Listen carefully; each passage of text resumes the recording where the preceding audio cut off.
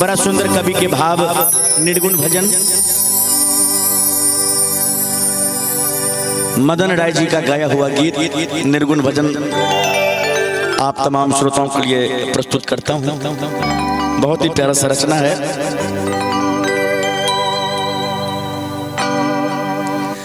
काबने नगरिया मोरा सैया जी के डेरा सखी हो, सैया जी के डेरा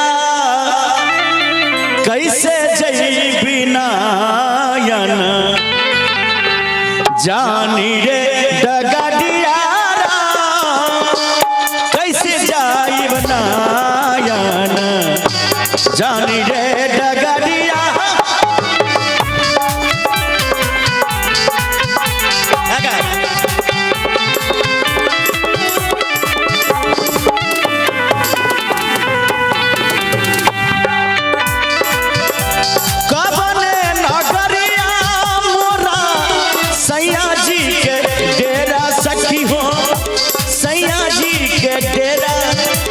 कैसे जइबे नायन जानी रे डगडियारा कैसे जइबे नायन जानी रे डगडियारा कैसे जइबे नायन।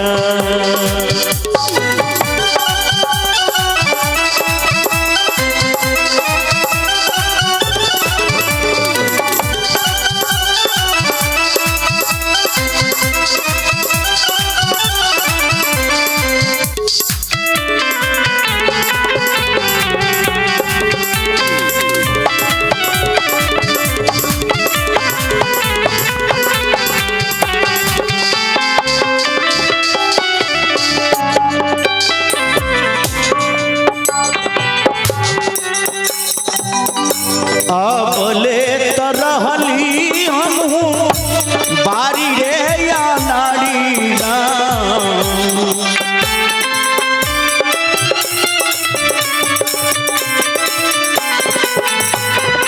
अबले तो रहली अबले तो रहली अबले तो रहली हम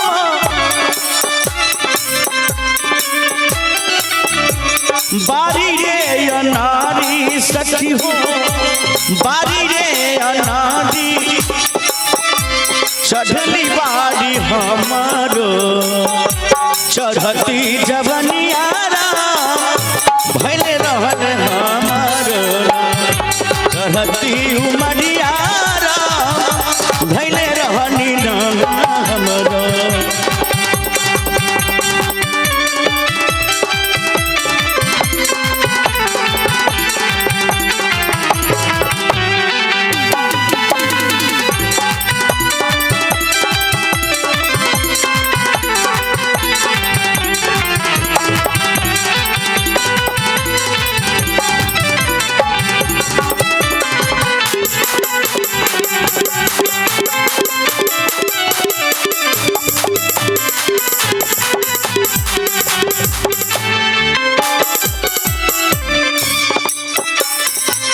बड़ा सुंदर कवि के भाव लगल बा भैया, कितना अच्छे शब्द बा। कल नाम पढ़ेलान सीधी कस के लजियरा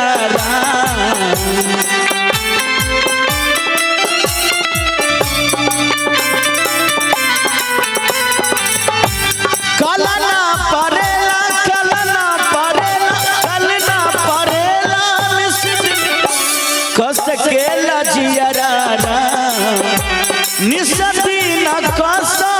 केला जियरा सखी सखी हो बिरही न बरसेला आठोरे पहड़ियारा बिरही न बरसेला आठोरे पहड़ियारा बिरही न बरसेला।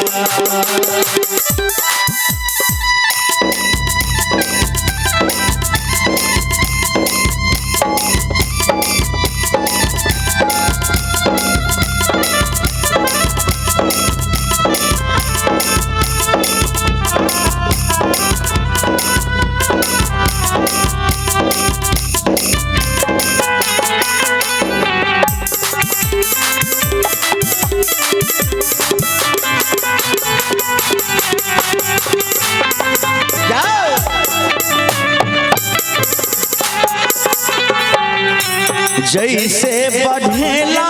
दिन दिन दुई जी के चंदारा,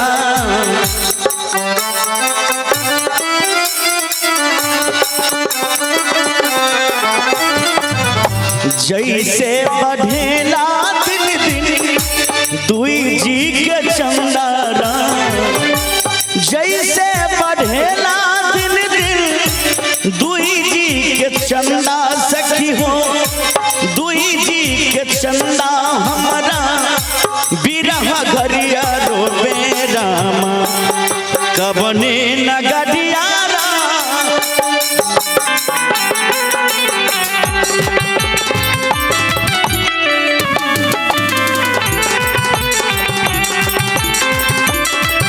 कबने नगरिया मोरा सैया जी के डेरा सखी हो, सैया जी के डेरा कैसे जइबो नहायन जानी रे डगरिया राम, कैसे जइबो नहायन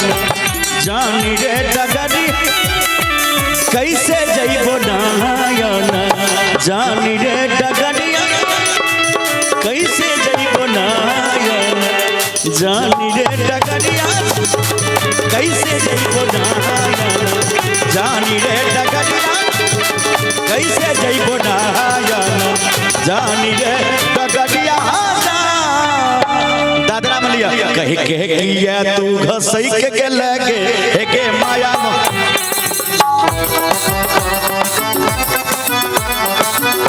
कह के किया तू घसई के लगे हे के माया मोहनी,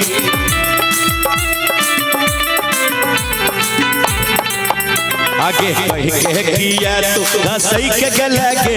हे माया मोहनी, कह के किया तू घसई के लगे हे गे माया मोहनी।